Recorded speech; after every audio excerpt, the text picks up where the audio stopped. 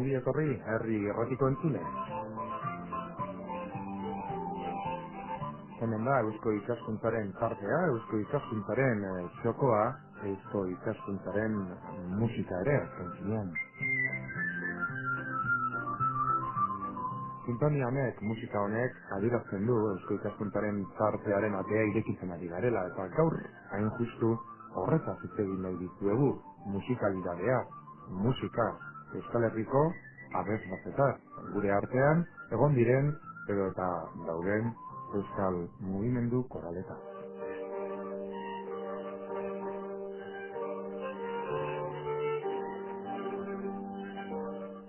Askotan hitz egin dugu, edo askotan, ez baldin bada ere, batzuetan behin bai, ireki dugu txoko honetan musikaren atea, eta zenbait alditan ere, gaur gurekin dauden bi gonbidatuak izan dira.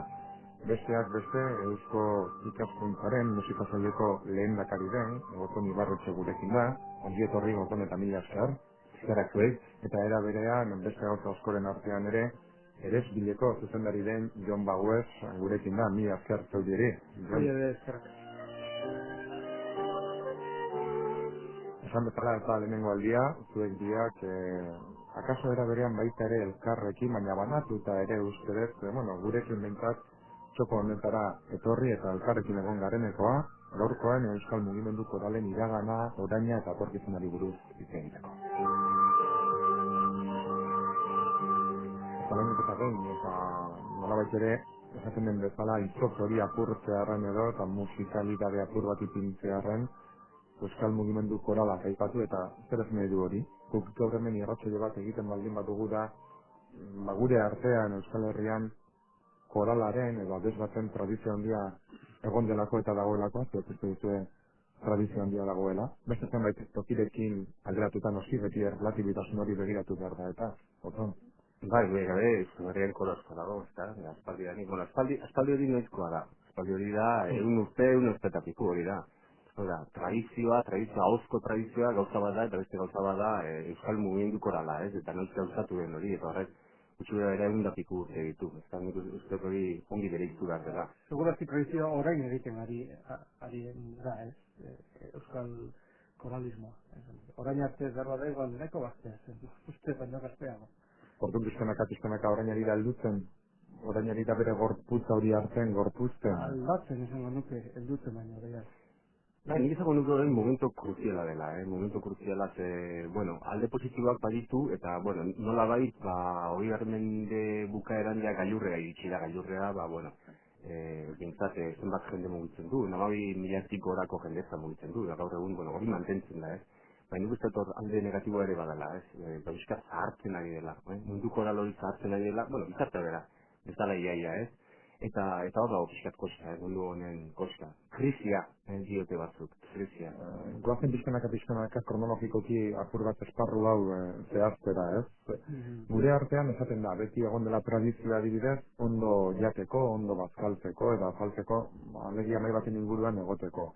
Eta mai baten inguruan egote horrek ere, albideratu du bestetik, solasean egon, eta gero hortik ere, kantuan aritzeko. Hori bat, plaza herriare izan omen da, edo bada Euskal Herria, plazetan jende asko aritzen delako, edo aritzen zelako, eta hor ere, kantuak edo bertsogintza eta ahozko komunikazio hori eman da. Hortikan dator, Euskal koruen sorrera bat, hortikan etorri liteke, ez dakar zer ikusirik, non sortzen da, edo zein esparrutan, zein garaitan, eta zergatik gutxi gora bera. Badu zer ikusi, baina ez gehiegi, zerretan jartzen den bezala, Hau da, ahozko tradizioak eta talde koralak edo kantu kolektiboa zango nukenik, ahozko tradizioetan egon da, baina Europa eta mundu guztietan, ez da, ahozko tradizio guztietan edo kultura guztietan. Gertatzen da, hori aprobetxatuz, hemen, gero garatu izan dela, edo horren izenean, garatu izan dela Euskal Mugimendu bat, ez da? Baina mugimendu hori izan da hiriburuetan sortu dena bat ipar. Hori Jon Baguezek aspaldi izan zuen bere artikulu baten. Egia da, behar bada igual, herrikoen musikan ere badago. Zer, baina hori ez da errez aztertzea eta nolabait ziurtatzea, baina argi dagoena da, industrialismo garaian, 19. mendean da batez ere, eta hirietan gizartea aldatzen den moduan, orduan ere, koruen edo abesbatzetan edo talde handietan abesteko lehenengo garaia dela. Bai, eta bizkar ematen da baita ere mimezi bezala, Europan, Alemanian hasi ziren, eta un Europa euskal zehar, eta hemen, bizkar gendu zau itxi zen, baina hori, dago, emeretzigarren mendea bukaerako... Sozial mugimenduarekin batera sortzen dela ere, euskal koroen mundua, batez ere esango nuke. Orduan industrializazioaren eskutik. Zer ikusi handia da. Nolabait ere industria dator, lan egiteko moduak aldatzen dira, gizarteare aldatzen da, hiriburuetan auzoak eta abar sortzen dira, handitzen dira, eta orduan, gero, lanetatik aparte, harremana mantentzeko, denbora libre horretan, alternatiba gisa. Hori da. Denbora librearen betetzeko modu batean bihurtzen da, eta zentzu horretan esango nuke orain horregatik aldatzen ari da. Behar denbora librea azken 20 urtetan asko aldatu da gure artean.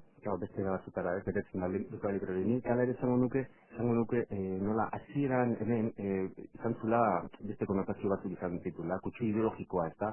Bueno, mundu euskaltzalearen inguruan, nola jaio zela, jatorrizkoa foruzalea, euskaltzalea, eta bat, bueno, eta izan ere, ja, 20. mende hasieran, bazien pila bat koro, ja, partido politiko konkretutaz, konkretu inguruan aktuatzen zirenak, eta sozialistak, foruzaleak, abertzaleak, eta bat. Gertatzen da gero denbora pasahala, pixkat abertzaletasunaren eta euskaltzaletasunaren inguruan murgildu izan dela, ez da mundu korala. Sozialistak ziren garai hartuko zera, desagertu ziren eta abar. Beraz, hemen izan dula bizkate kutsu ideologiko hori, euskal mugimenduak orokorrean. Beste toki batzutan ez da ala izan, mugimendu obreroaren, langilearen inguruan antolatu izan dira koroak, eta barko esklabe, eta hemen, penintsulako goikalde guztien. Hori ere, eta bakatzen esango nuke, Oigarren lehenengo erdialdera murgiltzen dela, ez nolabait, gerra aurretiko garaiera. Esango nuke gerra ondorengo mugimendua ere hortikan nolabait nabarmendu egiten dela. Hori plantatzera nindoan, ez? Pizkanaka kronologia hori jarraitzeko, ikusi dugu berez horrela 19. mende bukaera horretan, gaurkotasuneko testuinguruara apur bat aipatu duzute, baina itzuliko gara berandu dago, baina 20. mendearen zehar bide horretan, eta gure artean hain ideologizatuta baldin bat zegoen, edo hain esparru ideologikotik gertu eta horretatik ere jaioa baldin bazen, 20. mendean egon diren gertara guztiekin, errepublika dela, errepublika kendu, ipini, gerra zibila, frankismo garaia eta diktaduraren lau hamarkada horiek, ez dakit horrek zer suposatu duen, edo galerarik, edo desagerpenik, edo kontinuitate faltarik. Nik esango nuke ez dakiteko zona dozen baina gerra ostean, pasatzen denean nolabait mugimendu hori eliza barruan gordetzen dela. Beste zenbait euskal kulturako mugimendu bezala, baina koruak ere nolabait elizaren barruan edo menpean behintzat jarraitzen dute, eta hori babesarekin hori da. Eta hori ere aldatu egiten da azken urte hauetan. Eta horregatik esaten genuen nolabait krizio hori edo iritsi dela orain dela urte batzuk. Orduan, nolabait ere, aisialdirako esparru bezala jaiotzen da ikuspegi soziopolitikotik. Elizaren babesa jasotzen du gero, eta gaur egunean, zer da, elementu aktiboagoa, musika gustoko dutenen txoko bezala, profesionalizazio bidetik joan daitekeena. Danetik pixka bat. A ber, zaila da. Salto handiak egin ditugu, Zuk eraman gira dozun bezala, Segia da, primo derriberarekin, lehen bizi, frankismo garaian, eta hori, elizaren pean, elizaren babestean, horre, koroak nolabait izkutatu zutela pixkat ere kutsu ideologiko hori, eta gero, eta elizarekin bateko bekimenetan ere, jarretzen zutela, eta hor nolabait mugimendu koralak, jardun zuen hori izkutatuta, Goratu behar da baita ere erbestean izan ziela, adibidez, eresun kabera, eta hor, zuzenean agertzen zen, abertzaletasunaren kutsu zea hori, entzataztu, berak, Jose Antonio Agirrek aginduta, honek Olaizolak montatu zuela eresoinka zan azken baten, koru bat, koru profesionala, bai, hori, Europan zehar bilizan eta tantza taldea, eta euskal kulturaren enbaixada bezala ibilizen garai hartan, ezta? Eta resistentzi mugimendu bezala balitz bezala, ezta? Gero bai egia da, gero ja hori, ja, nik esango nuke hiruroiko eta hirurogeita hamarreko hamarkadetan ematen dela berriro berpizkunde bat, eta hor nik ja luzatuko nuke, edo esango nuke ja euskal zaletasunaren inguruan, Bueno, hor bi faktore daude, alde batetik, bigarren Vatikanoko kontzilioaren zea hori, horrek egiten du nola koru parrokialak desagertzea nola bai. Liturgia aldaketa da hori. Eta orduan mundu profanora pasatzen da pixkat, ez da mugimendu edo indarroi. Eta gero, horrekin batera dator, ikastolen sorrera, euskaraikoko mugimenduak, ikastolen sorrera, eta bat, eta mugimendu horrekin batera, izak ere, izaten du bere garapena izan zuen, ez da, honek mugimendu koralak bai. Eta gero izango duke, hirurogeita hamar horrazten dira hemen autonomiako edo instituzio autonomoak ere garatzen, eta horrek diru laguntza jasoten, eta hortaz, besteak beste sortzen dira, Euskal Herriko abez batzen federazioa bera, Irunak zitezkion, edo zitezkion beste Nafarroakoa, Iparraldekoa, eta barta. Eta horren inguruan, izan da, hori, izugarrizko gorakara. Da nik esango nuke, nolabait gailurra jo dula, garren mende bukaeran. Baina hor gaude, gailurra hortan eta tope eginda bezala esango nuke nik, ez da momentu hori da, ez? Eta zer gertatzen da, lehen izaten genduena, pixkat, gaur egun, koruak, jende gaztea falta dela, gaztea, hori, koru hori ez da egiteko, horren, inertzia baten ondorioz mantentzen da hori, ez? Baina, koruko zabez batzek, gero, zuzendariek eta federazioek hor da biltzate, ez? Hor da biltza, kurtsuak antolatzen, zuzendarietako, austenika eta abar, baina, klaro, niretzat, arazoa sakonekoa da, pixkatori komentatzeko, baina komentatzeko dugu. Orduan, tope batera iritsi gara, blokeo batera, gizarte aldaketa batera. Jarrera radikala gondolako azkenengo bi hamarkadetan, kulturetan, bizimoduetan, kontsumoan. Nik esango nuke txikiteba bukatu da, egin da. Hori, eta izan da. Horrekin batera... Zenbaitzuk mantentzen dute. Zela biztanek bada ere. Oso gutxi, oso. Herrietan da bai, Behar bada. Baina hirietan ari direz, arrut, da. Horrek esan nahi du, jendearen bere lanetik kanpo ditun orduak beste erabatera betetzen dituela. Eta momentu hauetan, eta batez ere telebista eta gero internet, ordenagailuak eta bat, denbora pasatzeko beste mundu berri bat ireki dutela, eta horrek ondorri bat ekartzen dituela baita ere mundu honetan, Jendea gehiago bere etxean, norberaren etxean geratzen da, egunero. Hori egia da, individualizazio bateruntzkoaz, kolektibitateko esparru batera baino, galdu egiten da, nola baita.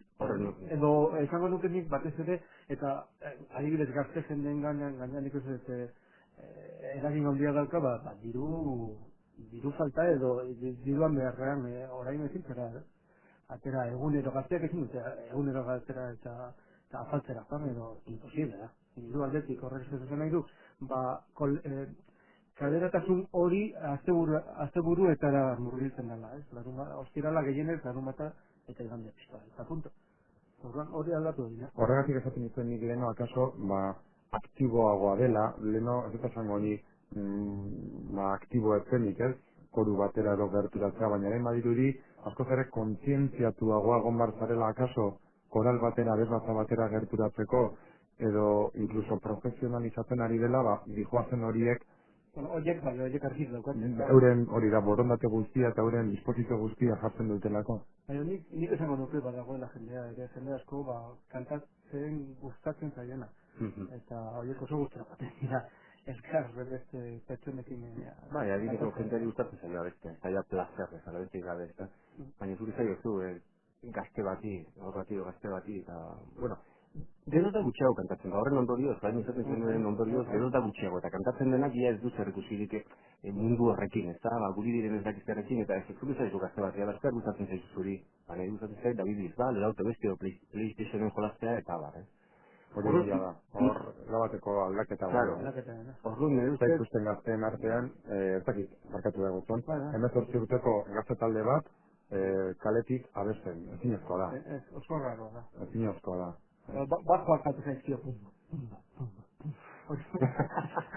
Hori, nola arraia.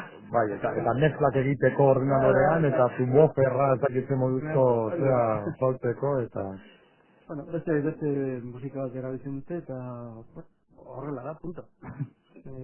Aldatu egin da. aldatu egin da. Niretzat, mundu koralak ere, hau ja autokritika bezala hartu beharko luke, mundu koralak, ni neu edo guge barne, gaurkotu beharra dagoela, gaurkotu beharra eta hori, gaurkotu beharren premia sakona gainea, Eta ez dago guztatan dikotomia bezala jarri, gaurko mundua, mundu korala ez dakit zer, mundu korala egin diteke pop musika eta jazza eta abar eta mila eratara antola daitezke, ez da koruak eta koru txikiak eta taldeak eta zer taldeak. Zer da gutzat mundu korala da hori, ez deno traje jartzea eta horre kontzertu egitea eta hori, nintzen hori aldatu gara dagoela. Mundu honi esker, zer mantendu dugu? Diot, kultura musikalean, partitura batzuk, abesti batzuk, pieza osoak, musika klasikoa, herrikoia, zer albiziratu du, abest batzen kultura honek egun berrogeita hamar urtetan. Eta gehiago esango nuke nik, sozialki gauz importantea dago joanik, eta horrez ere adibidez hori, ikertzen diren lan guztiak adierazten dute adibidez gerra ondorengo momentu latzoietan, koruen mundua gauz asko nolabait arindu edo gutxienez herritxiketan batez ere lagundu egin zuela bizitza apaldu egin duzu, punturik zorrotzenak, oso garrantzizkoa izan zela, behar bada igual gainera jende desberdinetako ideologitako jendea elkar kantuan ibiltzea bere garrantziak eduki zuela momentu batean. Orain, behar bada ez da beharrezkoa hori, behar bada, ez dakit. Incluso efekto sozial hori aukitu, malgutasunarena, espiritualitatearena, elkarulertzearena, giza harremana natural bat aukitzearen, eta aspaldian sekulako liskarrak egon, bi komunitate, edo bi pertsona, edo bi individuen artean. Eta horretaz aparte, musikarekiko? Patrimonio bat hori, noskide. Ez bakarri patrimonio, baizik eta nik esango nuke euskal gizartean koroen munduak hain garrantzia handia urte batzutan eukitzeak nolabait eragin zuela euskal kompositoren kopuru eta garrantzia nolabait kalkatzea. Ia batera etorri ziren, ez da, euskal kantagintza zaharra diot, hori garmendeak ziren nola jaso zituzten hori kantutegiak nola egin ziren, Azkorena, eta Donostiarena, eta batera. Azken baten, kompositoreek erabiltzen zuten abesti horiek bere lehen gai bezala, materia prima bezala, ala zioten, ala esaten zuten, guk behar dugu zea lehen gaia guk konposatzeko eta nazionalismo musikala hori izan da azken baten, lotura hori, mendeko teknikak eta konposatzeko teknikek uztartu zeakin, kantu herriko jarekin hori izan da. Baina nik esango nuke koduak egon ez bali da, seguru azkik komposizio pila bat ez ziren inoiz egin izango, horrek ere badu bere garrantzia noski. Komposizio horiek izango dituzu ez da beste ere ez bilen, dena artxibatu. Dena ez dakit, baina gehiena bentsat zaiatzen da, ez ditzen eta gazotzen. Eta? Oso humila da, baina ez izbilen dago izuzen ere euskaldako abez batzen zea artxiboa. Ez direnzuen daukatzen, han dago dena bilduta. Eta badakit askotan hemen, ez dakit kazetaritza munduan gabiltzanok edo beti titular bat, bilatzen dugula joan edo badakizu zenbat, adibidez, kopuruak ere zenbakiek eta guztien zuzkigu, zenbat partitura daude, edo zindazarrena, olako bitxikeriak. Koruentzako zaila izango zen, koruentzak koru, hau ulertzen dugun bezala, eneretzi garren mendeko izango zera. Abots ezberdinetako, badira partiturak zarragoak, amasei garren mendetik, onduntza. Eta kopuru osoan, ez korurako baizik eta orokorrean euskal musikak egin lanak, ja 30.000 gora baritu. Osaki ez da bat. Eta 30.000 gora. Bai. Eta 30.000 segurenik gehienak asko bintzat korurako dira. Bai, elizetarako egindako partiturak, eneretzita goi remendekoak, koruen kontzertutarako, festetutako euskal doinu gain egindako harmonizazioak, edo beste sinfoniko koral poemak edo dira, estudiororen adibidez hileta, izango nuke, koru eta orkestarako dauzkagunen arteko obra handienetako dela, Eta nire izango nuke, ezagunenetako ere hori dira, ezta? Nolabait kodua hor beti dago. Eta gaur egun ere, ezagunak diren, pixkak eta mundu profesionala alde bat dut, semi-profesionala, gaur egun ezagutzen den euskal musika ere musika korala da. Gehien bat, mundu hori semi-profesional edo ez profesional, kodu afizionatuak dira gehienak, baina, eta gaur egun asko konposatzen da. Baina, badira ere, kodurako konposatu duten oraingo bizi dauden euskal konpositoreak, euskaletik kanpo arrakasta handia duten izenak ere dira. Javi Busto, adibidez. Javi Busto Japonen, izugarrizko arrakasta da. Zuek emandako datu horiek, 30.000 adibidez, repertorio edo 30.000 obra, sekulako ondarea da hori, ez? Ondare itzela, ez dakit bezatokietan horrelako jarraipenik egin duten eta hori mantentzerik izan duten edo ez, baina sekulako ondarea da. Adibidez, konparatzen badezu Andaluzia Euskal Herria baina asko handiagoa da. Eta garantziz, beraiek ezakote ez da hainbeste kompositore ez da hainbeste obra. Beraiek musika beste era batera lantzen dute, beste era batera bizitzen dute, ez?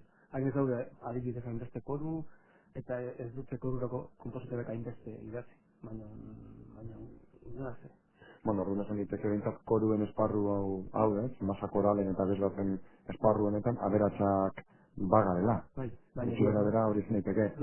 Esan ez zuzuk Jon, eta hemen nolabait ere beste elementu bat partekatzearen gero jaituko dugu masa koralekin, han beste modu batera bizitzen dute musika. Musika bizitzeko modu bat da. Zuentzako zer da musika, adibidez? Zer da musika pertsonarekiko edo pertsonarentzako? Inoiz ikusi aldezu horrela, euskal multzo talde bat horrela gerria ongi mugitzen. Fatal. Eta Andaluzia mugitzen dute, edo Kuban, edo Ego Amerikan, eta behar bada igual, euskal jendea nahiago du, ez dakit, buruarekin funtzionatzea. Burua lantzea, gorputza lantzea baino, akaso? Segurazki, eta nolabait, kuriosoa da, zatik, koruan abestea, burutik ateratzen da, baina gorputz guztia behar dut, gorputz guztiaren kontrola da, azken zinean. Zuteko kantzen bueno, ez dakit, ez ala da, gertatzen da, euskal dantza ezberdina dela, bena zuzen da, beste kontrolatu da. Hori. Gerritik berako movimendua ja gutxi da. Nik ez dakit hortaz, baina ez, egia da, gero hor desberdintasuna dago, gero bertako folkloreak izan duela beste garapen bat, elaborazio ezberdinak, pentsatzen zer esan den flamenkoa, flamenkoa jauztartzen da, lotu da, poparekin, jazarekin, nauta da. Baina ez, euskal mundua ez, euskal abesti zaharrak zertan joan dira. Edo, euskal kantagintza berriarekin egia da, folk mundura, pop oain txegatzen egia, ez da pop musika eta beste da batea horrekin playbackekin, baina bain arte, zer esan da azten baten, munduko dala edo kompositoreek ez dakiz zer nolako elementuak sublimatu eta baina flamenkoa gaurkotu egin da, eta folklorizatu eta komerzializatu egin da. Baina flamenkoa erreperatzen batez ere erritmoa eta dantza da, eta euskal kanta batez ere kanta da, ez? Testu baten bidez doinu bat kaleratzea, abestea ezatea, ez? Baina hor dena folklore komerzializatu da. Dantza bera eta musika bera ere bai. Eta euskaltzearen kasuan oso endogamikoa geratu da asuntua, eta oso zaila da. Behar bada igual modatik kanpo zegoelako? Hizkuntzak ere asko egiten du, gauza bada gazteleraz egitea eta beste bat euskeraz egitea. Euskera munduan geratzen da, ez da? Badia maiteren nahiko itxiak garenaren hori ere hemen beste modu batera ere azalerazten delako edo galtzen delako? Txikia garelako. Nik uste gutxi garelako baita ere, ez da? Eta azken baten, flamenkoa zer da, gazteleraz. Eta gazteleraz zen jentek hitz egiten du. Nik uste horrek eragin handia duela, hizkuntzak berak, ez? Azken baten, euskal kanta zer da? Euskal kanta musikalki izan ez, hau da, melodia eta abar, Ez da berez, ez du ezer bereizgarririk, euskal kantak, euskal melodia bezala. Euskal kantaren bereizgarri nagusiena zein da, euskeraz egitea. Euskeraz egitea, hala da, eta kantu zaharretan ere hala gertatzen da. Hala gertatzen da. Eta horrezkean galdetzen nizunaren hildotik, beste modu batera bizitzen dute, musika orduan zerra, zinbestekoa bizitzarako, ez? Denok behar dugu, denok daramagu barruan espazio musikal bat, ez? Denok dugu gure eskaperako modu bezala, edo beste gauzoskotarako, ez? Batzuek lanbide, batzuek ikatzeko, batzuek, baina edonork edo gizarte osoak, individu bakoitzak badu hor musika zerbaitetarako. Nik esango nuke isiltasun osoa, isiltasuna, osoa ez dela inoiz gertatzen. Ide imposible dela. Edoak diotuko egoinake. Isiltasun osoan. Azkenean, soinutaz edo zerbaitetaz inguratuta egon behar zela da. Eta musika bera, Eta musika hori da. musika berak duen garantzia, musika bezala ulertzen dut da. Imaginatzen, musikaren gabeko mundu bat, ezta? Esaten da ere musikarekiko ere, edo adibidez, guenen jarreti batetaz hitz egiten ari garela, musikarekin agian benetan erlazioa izan dezake. Ondo komunikatzen duen horrek, jakin behar du isilunea dominatzen. Isilunea da, erabatekoa da momenturik, ia garrantzitsuena komunikazioan, paradogikoa dirudi. Baina berriro ere itzera bueltatzeko. Ez isiltasunan garatzeko ezik eta kontra esan beste zati batera jateko. Beti beste aldi batera jateko. Bueno, goazen horren beste aldi batera. 30.000 obra esan ditugu leno, oraindik ere errepertorioa egiten da, berritzen da. Gaur egungo masakoralek egiten dituzte pieza berriak, abestiak lantzen dira. Bai, eta kreatiboak oraindikoa gara. Bai, ez gainera egiten dena nik uste ja praktikoa dela, hori onzin urte batzuk egiten zela, olako, goza zailak egiten ziren. Experimentazio. Bai, pixkata vanguardiako munduan hor murgilduta, komposailek egiten zituzten gauza ederrak edo onak ez dakiz zer, baina gero inek ez zituen abesten. Eta, konzitok kontuatu dira hori ez dela bidezkoa, eta horren, baina egiten dutena, normalen izaten daia, egokituta edo pentsatzen, ez dakiz zer lehiaketarako edo abezkoatzen edo eta baina egiten dena abestu egiten da, askoz praktikoagoa eta errealagoa, jakin da zentzu dien mugak, koroen mugak eta baina bidez, azken bolada honetan asko konpostatu da aurren koroentzako, pizkako hor dago hain fokoa jarrita, abezbatzen fokoa eta arrobia, hori, arrobia landu behar da, bestela ez dago torkizunik. Ez dago beste romileik.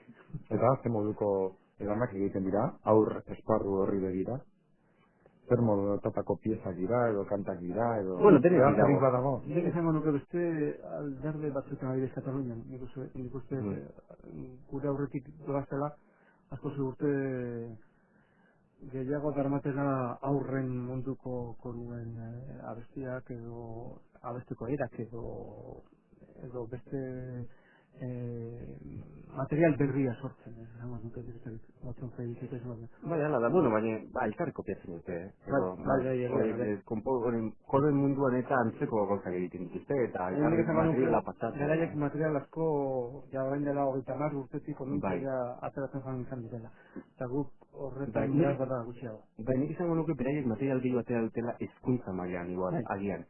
Koren munduan beraiek kursioetara bai batak eta bestea joaten dira, Javier Bustot hauek, uste hor da bizate kontaktoar eta antzeko gauzak egiten dituzte.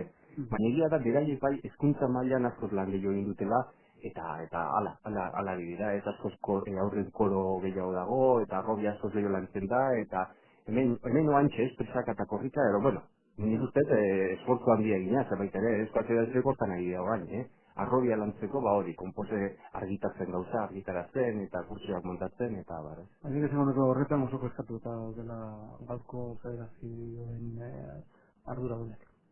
Zenbat lagun, esan dituzute gutxi gora bera, edo esan dituzute gutxi gora bera 12.000 bat lagun. Milatik gorantz, bai, orokorrean, koru txikiak eta hundiak eta nagusiak eta dena.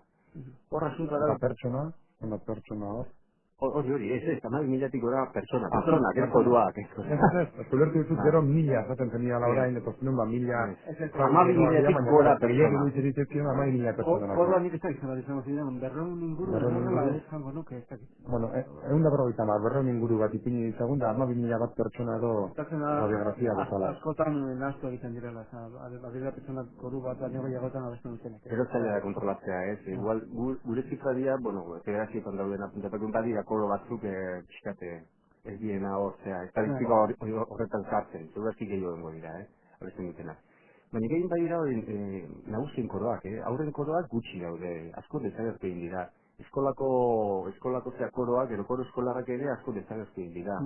Eta hor da, nire ustez, arazo... Hori normala da, supotzen dut mutilen kasuetan, guraso nahiago dutela bere semea futbolista izatea, ateslaria izatea, baina. Zagin ezken kasuetan, zer nahiago duten gamatxoak. Ez da gurasoen gatik, nik ez dut uste gurasoen gatik dela. Era gurasoa da niek. Da, imaginario asuntoa da, imaginario... Baina, imaginario horretan, batez ere eragina gurasoak egiten, dute esango nuke. Edo laguntzen. Gurasoak, medioak, baina beraientzat asko zera erakargarriagoa da, adibidez, rockero izatea. Ondarruko musika eskolan, gitarra akustikoa ikasten dute bostek, gitarra elektrikoa hogeidek. Beraien gurasoak segurazki ez duten, gitarra elektrikoa jotzea, ero, bueno, mundu hortan mobilitzea, ez, baina beraien imaginarian hori da, ez? Beraiek nola sentitzen diren dificulta, rockeroak bezala, edo futbolariak bezala, eta ez koruko abeslari uniformatuak bezala, ez da?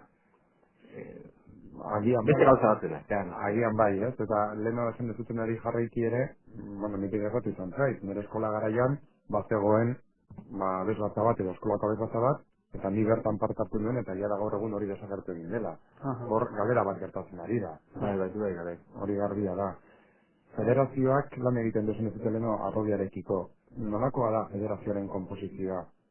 Federazioak egiten du, aipaturiko abes bat edo masa korola hauek guztiak batu bildu, eta hor dago exekutiba bat edo lantalde bat, eta arduratzen da, ikastaroak egitea, repertorioa lantzea, lehiaketak antolatzea, horretaz guztia.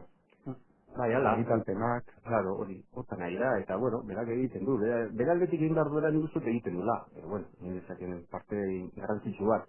Baina, gau, hor, zer gertatzen da, hori, beste, niretzat klabe importante bat da, hezkuntzan bertan, ez? Hezkuntzan gehiago sartu beharko denuke, kurrikulumean bertan. Hezkuntza sisteman, bai, kurrikulumean bentsat, kurrikulumean. Eta horrek esan nahi du, irakasle prestatuak eta profesionalak egon behar direla, horretan ere prestatuak, zatik askotan gertatzen da baita ere, musikako irakasleak batzuten, koru mundutik oso urrutik dabi. Hori importantea da. Bai, eta bertso entzea egiten den bezala eskoletan, musiako da ere, bai. Bertso hori bidez oso ongizatua izan da eskola munduan, ez? Bai, eta oso egoera eskarra batean egotetik, eskola munduan sartu eta ondorioak etorri dira. Ondorioak berala etorri dira, handik 10 urtetara, edo paso 10 urtetara berala ikusi. Medietan ere, telebistan eta hori ematen zaiozea, eta gehienetan. Kode mundua geratzen da fiskatola, eta fulminatuta. Eta gira, da nik uste hori klabe importante badela. Eta orduan, federazioa beraldetik egiten du. Baina federazioa ez dago sistema formalean, hezkuntzan bertan. Hori izaten da, hezkuntzatik kanpo eskolarreko mundu hortan murgiltzen da, zaila da horre, federazioaren aldetik zea egitea, ez da? Bueno, gero, hezkuntzera nola dala iritsi da argera, ez? Motan, hori garbi. Dudai gabe. Zer esan bazen du markatu mozio bintetu dela, gero da kodoak. Kodak zer egiten dute, kodo handiak bai badukatela nola behitu infrastruktura ero azpiegitura bat montatuta, orfei donostiarrak, edo andramarik eta ez? Badaukate, oinarri, koroa, ero orfei txiki eta orduan. Bere maitzetarako, bere arrobiak, bere... Eta arrobia lantzen dute, beraien zako, baina hori erratzen da kodo handiekin. Gainontzeko guztiak hor daude, eta beraien hitza hori da ez kristian zergatik, txartitzen ari delako. Hau txezkarra dira, gizonen falta batipat, gizonezkoak eta gazteak.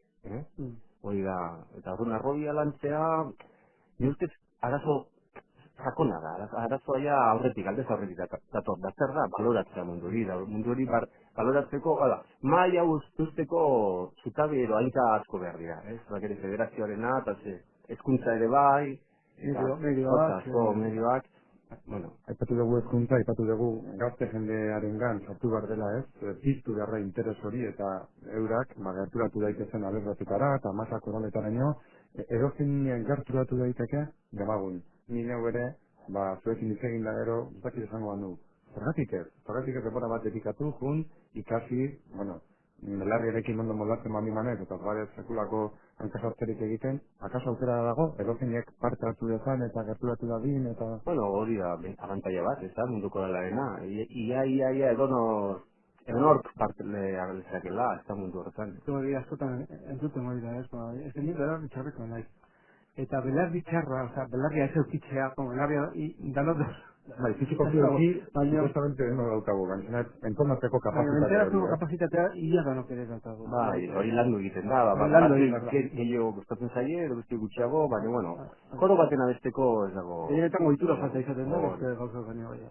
Bueno, orduan, jende animatzen duzute bertara gerturatulari. Abestea gauza hona da, ia terapeutika zango duen. Lehenengo dutxan abestea, hori. Lehenengo gauza, hori ditzen ja, naizuna,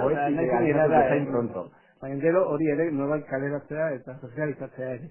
Lehen ozen dut bion, jendeak asteburuari begirako planak eta egiten dituela, nekakit horren ondorio den edo ez, baina ni adibidez asteburutan, larun bat batean, agian dutxan abesten dez, baina astean zehar, ezakit presak direla edo ez direla edo, dena azkar dijoa eta dena gaizki eta trakez. Lehen ere zuk gotzon oso hori aipatu dezu, eta nik kaldetu nahi dizueke, mendeurrena bete eta sekulako ostearekin, agian Donostiako Orfeoia da, aipatu dugun gauza hauen guztien, esponenterik edo adierazgarririk, internazionalarena edo nazioartekotuena edo importanteena.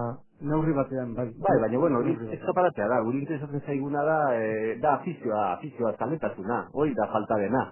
Orfeoiak egin ditzala horiek eta oso ondo, da Orfeoiak erandarmarik eta Bilboko zeak eta hori ongi dago, ez? Eta hori beharrezkoa da, nik uste, delako koro bat egotea eta horrelako koroak, ez da? Baina ni uste, interesgarria, benetan interesgarria dela da hori, zaletasuna lortzea. Katalgo behar ditugu, zuzendari honak eta hotz penirako ez dakitzea, zaletasunik ez baldin badago. Bai, zertako. Ahots ugaritasuna behar da, gero, baiteko piramidea osatzeko, ez? Eta horrek esan nahi du, jende asko kabetu beharko dutela. Eta punta-puntan, ere, esparru eta adierazgarri honak utzitzeko, behar da orduan, babes handi bat, ez?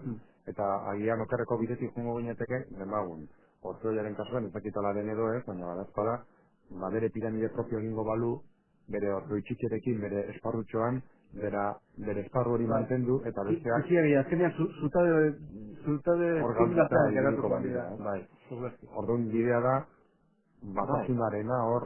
Eta kontuz, konkarrartu. Bai, eta kontuz, ze handiek ere arazoak izaten dituzte. Arazoak dituzte. Lengoan egon ginen, ez da, hor orzoiko zean, eta beraz zuzendariak zioen, 300 bat aur mugitzen ditula, tailerrak eta kodu oso etxikiak eta haute bezpentsaz, 300. Bai, hemen ere euskikasuntzaren esparru honetan ere, Orfeoiak, Donostiako Orfeoiak dituen tailer horietaz eta soinuarekin jolasteko dituzten tresnaz eta mintzat izan gara, bai. Bueno, 300 pertsona horitatik, edo gustatuko litzateke jakitea, zenbat iristen diren Orfeoira. Osea, gehienak bidean geratzen dira. Osea, pentsazu, beraiek ere arazoak dituzte eta hori azpiegitura ja sendo bat izanik, Beraz, hor zer gertatzen da hor. Hor da dagoela, aurkoretatik eta nagusira pasatzerako bitarte hortan, galdu egiten da. Ez da, adolescentziako garai hortan. Eta gero ez dago. Urte horiek oso arriskutsu gertatzen dira, eta gehiago mutiletan nesketan baina. Eta hori da gauz, fisiko baten gatik dago, emakumeetan gileak aldatzen, fisikura berean jarraitzen dute, oso gutxi aldatzen da bintzat, eta aldiz gizonezkoek ahotsez aldatu egiten dira, eta horrela esaten da, aldatu. Eta horrean aldaketa horretan urte batzuk pasatzen dira, eta urte horiek oso txarrak izaten dira, gero norbait berriro ere koru batera bultatzeko. Bueno, ikasi dugu Euskal Mugimendu Koralen iraganari begira eta etorkizuneraino joan da, gaurkotasunean ere zentratuta, tradizioa eduki badugula, artxiboaren ikuspegitik ere ondare ikalagarria handia dugula. Jendeak oroar gustokoa duela, abestea eta musikare ezinbestekoa dela. Badaudela esponentzia handiak, Orfeoia kasu, baina beharrezkoena dela sozializazio bat eta jendearen erakarpen hori eta jendeak gustora ardezan modu zumean, modu naturalean eta abes batetara gerturatzea. Eta hori guztia esan da, gero ere badugu sekulako lehiaketa bat, Tolosakoa. Bueno, hori ere eskaparazte bada, horrek badu bere gauza honak, ezta? Bere gauza honak, hortago, egiten dira, argitalpenak ere, kompozizioak ere, Pentsatzen zu, zuen bat euskal kolo agertzen ere, joaten dira. Azken hori ere, beraka joan da. Azken urteetan beraka joan da. Ni joan izan naiz, aurkore batekin, eta gero behan doxo eta bar, ez? Bueno, hori ere beraka, eta horra bizka kontrasana ere, bai, ez? Gu geu gea eta ez dakizu tradizioa eta auta bat, eta igarazten dutenek zentzu dira, kanpokoek. Eta aurkoretan zer gertatzen da? Aurkorak ia, bueno, baten bat agertzen da, norki irabazi du, ekialdeko japoniarrak, claro. Bergenen, kongresu baten iritsi, urbildu zitzaidan, japoniar bat esan ez, aizu, bidali niri bideoak, hemengo kore eskolarrak eta abar, eta aber zer, hemen, netago, bueno, ia zer, gutxi, oso gutxi. Bertan ba, ikusten infrastrukturak, eta azpigiturak, eta ezkuntzan sartuta, eta, bueno, Katalunian antzera, ez da, pixkat. Hori aztertu beharra dago, beraiek nola egiten duten, bai, nik uste klabe bat hori da, ezkuntza dela, ezkuntza. Eta hori, eta lehiaketa horretan azken baten, ba hori, euskal koroak, ba bueno, ondo, eredu onak dauzkate, baina eredu onak zertako dira, ba gauza bera pixkate, zirkulan beti, eta ba, zuzendari onak eta kompositoreek ere, ba bueno, hor daude punta-puntakoekin, eta ba, baina azpiko jendearekin zer gertatzen da hor. Hor dago, hor desfase handi badago, ez hori nola konpondu hori. Agian, desfase hori ikusten da, azalerazten da, lehiaketa horretan, ez? Tolosakoan punta-puntakoa delako, hori nazioarte mailan, masakoral importantenak gerturatzen dira Tolosara, ez? Eta gero horrek puntuatzen du futboleko Kopa de Europako, bai, Kopa de Europa, oso importante garrantzitsua, eta benetan privilegioa da hain hurbil ukitzea hori, eta urtero joatea, eta iaia munduko kororik onenak entzutea, ez da? Hemen bertan, bi pesetako sarrera bat ordainduz. Ba, kaso Tolosak esango du, bueno, horre dutzi ez duzuk ere txokoan, ez? Gotzon bi pesetako sarrera bat ordainduz esan dut bezala, ez dagoela baloratuta, ez? Bueno, ez hori duitzen, zaite, ez hori, zentzu honean, zentzu honean. Hau da, ez dagoela baloratuta eta... hau da, animatzeko, jende animatzeko, hau da, zinea joaten zera 6 euro ordainduz, eta horrela 6 euro horiekin entzun dezakezu, baina, bueno, mundu mailan dagoen, adekotik importante. Zentzu horretan, Eta esaten nizuen, akaso Tolosak esango du, eta esaten du, bueno, guk, hau, sortu zen moduan, eta garaian eta sortu da, baina, klaro, zehatzen ari baldin bagara, masak sozializatzen, bat, edo baldin bagara Tolosatik, Leidor antzokitik mugitzen, esan nahi du, oso itxiak garela, eta dugula publikoa gerturatzea nahi, edo bi, agian ere ez gara mugitzen, tamalez, ez garelako kapaz beste antzoki bat, edo beste toki bat, edo beste esparru bat betetzeko, hor, errepensu hori egingo pan, akaso? Baina hori, segurazki erreflexio hori Tolosako udaltzainek egin galko lukete, ez? Bertako udalagintariek. Claro, Tolosak ez dauka bestela beste lekurik horrelako koru handi bat behar duen zenartzaki bat ekitzeko, ez dago. Hor nire batia, bueno, japanak badirela, eta mendik ez dakita urten edo urren urtean martxan jarriko direla Leidor beraren berrantolaketa berriro egiteko asmoa daukate. Bada garaia, egia da. Eta pena izan da Leidor lehen askoz handiagoa zen. Eta gero zati bat hori saldu egin zen eta nolabait txikitu egin zen. Nik suposatzen ere Leidor berriak berriz ere beste bultzada bat emango diola Tolosako lehiaketari. Bueno, espero bezagun nola izan beri. Ezakit zer txobait edo agian esan gabe utzi dugun edo ez, edo gutxi gara bera errepaso nahiko polita egin diogun, baina bukatzeko gutxi gara bera ere. Euskal Herriko mapa hartu eta mapa horretan puntuka jarri barko bagenu adez baten edo masa koralen jatorria, puntu beltz bat, Tolosan beste bat, Durango beste beltz bat, Amurrian beste bat, ezakit non gertatuko lizeteke pilaketarik gehiena, zein txokotan mugitzen da hola desente abez baten tradizio hori oraindik? Tradizioa, Gipuzkoan esango nuke, ez dakit. Bizkaien koru asko daude. Bizkaien koru asko dago.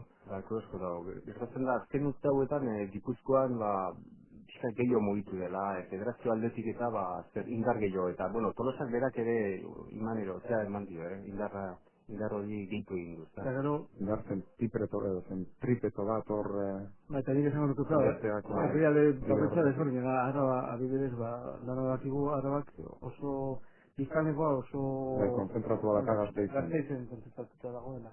Horrek esan ere, kuriosoa da, hori, kuriosoa izango zen, Gasteizeko mugimendu koloralaren gora beherak nola jazten. Bai, araban dagoena da aurren koren federazio bat. Aurren koren mundu dagokionez, araba izango zuteke igual erdigunea. Eta bestela, nik uste Donostia aldea, edo Donostia eta Osoe eta Andramarit erezil hemen dago, eta hemen badagoela gune importante bat, ez, koretiko. Bizkaian ere koro asko dira egia da, eta aspalditik Begoñako zea dela, eta horre izan dira. Baina, Irunetik Tolosako tarte honetan, tartea nahiko zabaltza barra da, baina, tira, hori izango zen, erbara, ez? Jon, Gozondi Barretxe, mila esker bioi, beste behin ere gurekin egoteagatik, eta, mezu hori zabaldu behar dugu, ez? Gerturatu dadila donor, abez batera, ezagunen bate izango dugu, ez dakit, herriko, abez batan, edo masa koral horretan, edo koru horretan abesten du lagun batek, edo ez dakit, no? Gerturatu, eta galdestu, eta entzun, eta... Ondo pasako dela. Hala izan dadila, Jon Baguez, Gozondi Barretxe, mila esker bioi. Vale.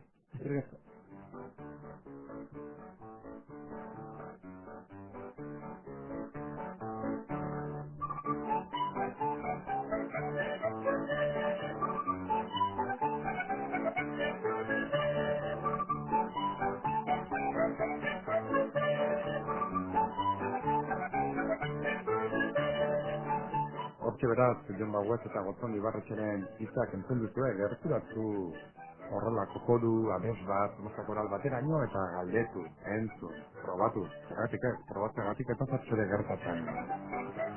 Así que les animamos a que se acerquen a alguna masa coral, algún coro, algún entorno musical de los que tenemos por Euskal Herria para probar, para cantar, para divertirse, entretenerse, ¿por qué no?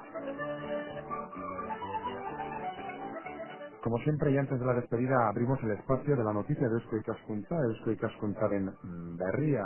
Hoy les queremos recordar que todas estas tertulias son digitalizadas y pueden escucharse en cualquier momento desde la revista Eusko News and Media, revista electrónica que semanalmente publica Eusko Ikaskuntza y que consta de una entrevista, diversos artículos sobre la cultura vasca. Igualmente, además, cada mes Eusko News dedica un número monográfico que en el caso de febrero es el de la salud y la seguridad laboral. Para suscribirse o colaborar en Eusko News pueden dirigirse al siguiente teléfono: 943 32 22 96. 943 32 22 96. Ya lo saben, tecleen Eusko News en su ordenador para buscar su página web y allí encontrarán todo lo que les acabamos de comentar.